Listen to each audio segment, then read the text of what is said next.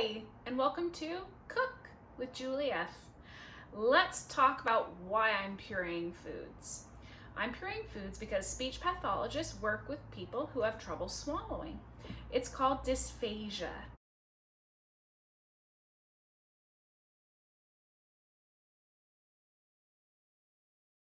Some people say dysphagia. I'm not one of those. Dysphagia is spelled D-Y-S-P-H-A-G-I-A. Okay, double checking in my brain. So what does dysphagia mean? Trouble swallowing. Some people who have dysphagia may need pureed foods, whether it's for long-term or short-term. People might need it. I recently went through a whole month where I was eating pureed foods, so I understand a little bit of what it's like.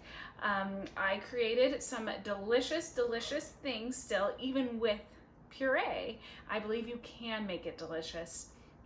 So speech pathologists work with dysphagia, ranging from your mouth down to about your esophagus, and GI doctors, gastrointestinal doctors, tend to work with esophageal dysphagia, which is a little lower. Speech pathologists work with dysphagia. We help improve the swallow. We help figure out which textures might be better.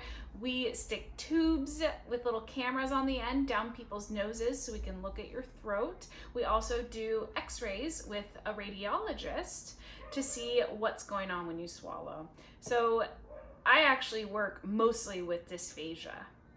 It's a big part of what I do, and there's a lot that goes into it, a lot more than I can explain over video. It can lead to life-threatening issues, which is why I want to help people discover the most delicious things for puree possible so that people can manage their dysphagia and still live a happy life.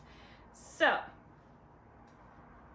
click on to the next video to learn a little more about dysphagia and how to puree, because I might even puree marshmallows sometime soon. Thanks for watching. Subscribe if you haven't yet. All right, bye.